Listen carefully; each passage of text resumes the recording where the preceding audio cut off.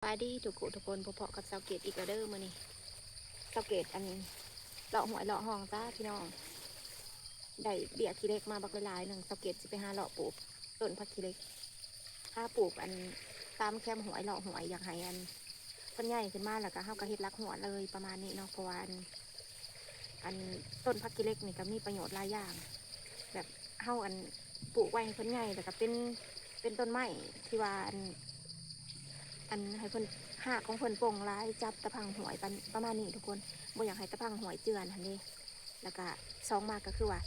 เฮ็ดรักหัวได้เลยแล้วก็เอายอดของเพิ่นนี่ไปออมได้เลย ประโยชน์หลายอย่างที่สังเกตอันใส่ประโยชน์จากต้นผักชีเล็กนี่อาสิปลูกผักชีเล็กกันบัดนี้เด็กบักหลายๆเลยประมาณ30 เดือนได้อยู่ประจักปลูกผักชีเล็กไปนำแล้วก็อันหาหน่อไม้ไปนำทุกคนมื้อนี้นะ ปลูกงามนาเนี่ยกับบริยากเพราะว่าพ้นตกอยู่ตลอดตัวอย่างคือมื้อนี้นี่พ้นตกจนสิเบิดมื้อห้องกันห้องกะขาดเม็ดพ้นห้องกะยุดพ้นตกนี่ประมาณ3 โมงแรงห้องกะเอื้อนเม็ดพ้นแล้วก็เริ่มมีแดดมาหน่อยหนึ่งแล้วก็มีเสียงผ่าห้องมาอีกเลยคล้ายๆว่าพ้นสิตกอีกแล้วพี่น้อง สังเกตสิปลูกผักขี้เล็กสะก่อนจากสิหาหน่อไม้ไปนำปลูกงามนี่บริยากโคตรน้ำห้องกะพังไปโหลด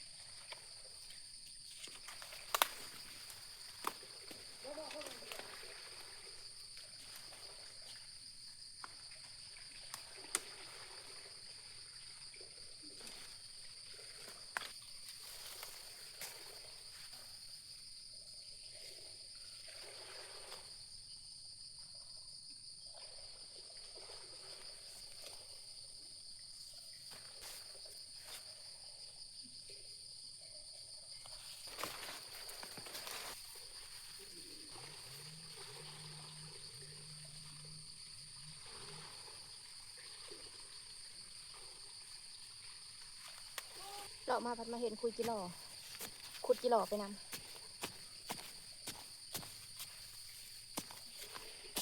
ขุดจิหล่อไปใส่แกงหน่อไม้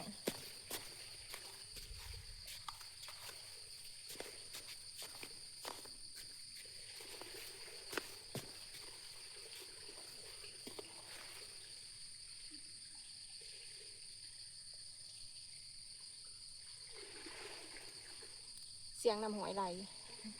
อยู่ใกล้หวยเลยอยู่ในตะพังหวย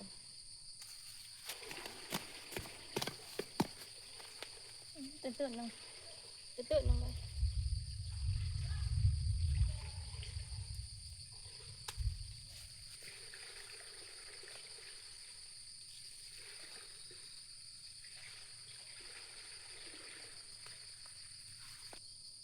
ได้หน่อไม้นำเห็นหน่อไม้เอาหน่อไม้เห็นคุยจิรอขุดจิรอปลูกเบียร์ขี้เล็กไปนำ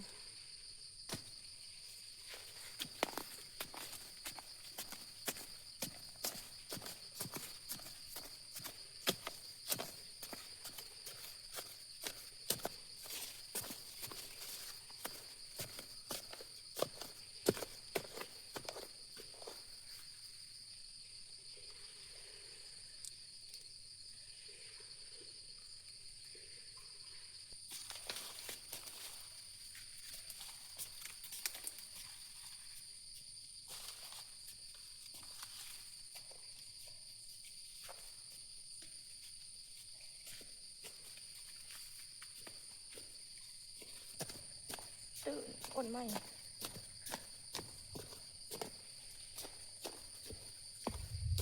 โอ้เสียงผาดัง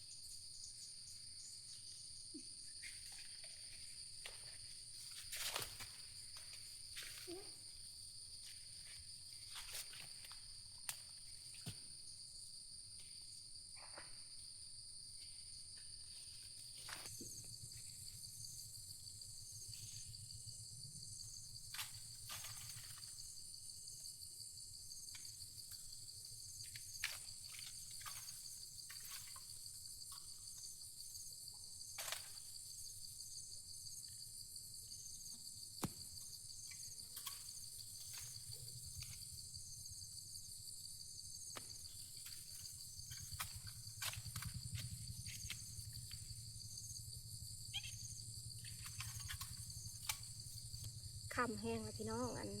เพื่อปลูกผักขี้เหล็กแล้วกะเสาเกตกะหาหน่อไม้เลาะเมื่อเนาะทุกคนก็ถือว่าได้หลายพอสมควรอยู่เริ่มมืดผ้ามืดพ้นใหม่เลยไปขายพ้นคือสิตกอีกเลยเลยว่าสิหาบ่หลายทุกคนว่าสิหาเอาซ้ำพอแกงมาแล้วก็กะว่าคือสิเหลือแกงอีกเฮาสิมือบัดนี้